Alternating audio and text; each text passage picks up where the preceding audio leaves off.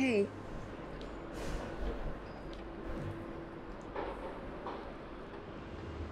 Moi. Terve. Sähän olit siellä polteroimassa vai mitä? Joo, olin. Sori, mutta sanoks yksinäiset vuoret sulle mitään?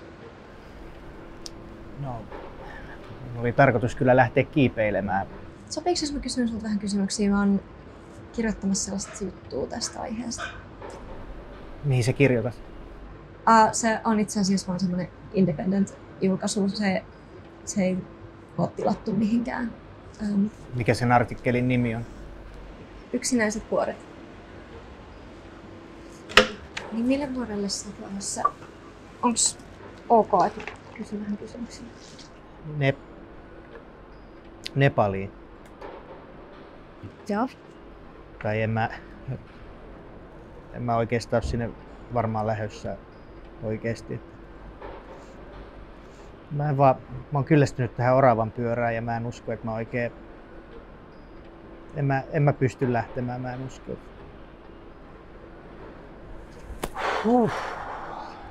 Hei, sori. Mä en oo itse asiassa edes kirjoittamassa mitään juttua. Mulla on tää yksi biisi ja mun on ollut tosi haastava keksiä siihen mitä sanoi. Joten biisin nimi on Yksinäiset vuoret. Siis tää on ihan uskomatonta. Mä en vaan tiedä miksi, mut mulla on jostain syystä vaan tosi vahva tunne just tästä. Tässä on niinku jotain. Miksi sä olit siellä polderoimassa? Treenaamassa reissua varten. Siis mä olin siellä sen takia, että mä löytäisin inspistä siihen mun biisiin. Polderointi, vuoret. Mulla on ollut vaan tosi pitkään, että on ollut vaikea kirjoittaa näitä sanoja, mikä ei oikein tunnu oikealta. Mikä sua sit estää lähtemästä? Kaikki. Tai no ei oikeastaan mikään.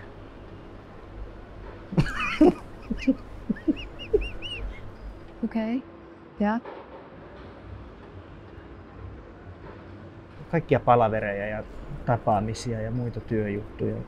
Tiedätkö, musta tuntuu, että jos tää reissu on sulle niin tärkeä, niin sä pystyt hoitaa sun elämän silleen, että sä pääset lähteä sinne. Voitko vielä kertoa mulle, minne sä olit menossa? Nepaliin.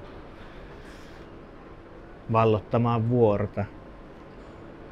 Tai no, en siis nyt oikeasti vallottamaan tietysti mitään, mutta ehkä enemmän se olisi ollut sellainen tutkiskelemaan itseään ja tutustumaan.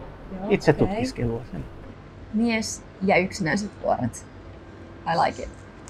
Mulla oli liput jo hommattu ja pomolle jätetty irtisanomisilmoitus ja eihän se sitten sen jälkeen olisi ollut muuta kuin bon voyage. Hasta la vista, monsieur. Eikä sua haittaa, jos mä laitan vähän taustalla. Ei. Tää oli se vuori. Eikä. Siis toi on just sellainen paikka, mihin mä oon kuvitellut itteni, kun mä oon kirjoittanut tätä biisiä. Se on Ama Dablan Vuori kuin morsia.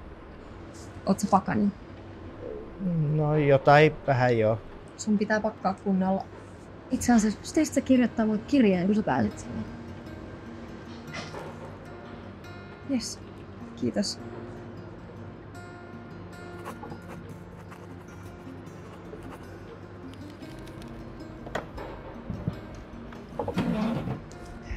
Sopisiko sulle, jos mä lähtisin jo Joo.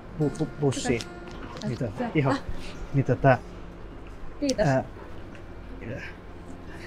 Eero, Anni. mä sit kirjoitan sulle sieltä yksinäisiltä vuorilta. Okei. Mä jatkan mun biisin kirjoittamista. Hasta la vista, baby!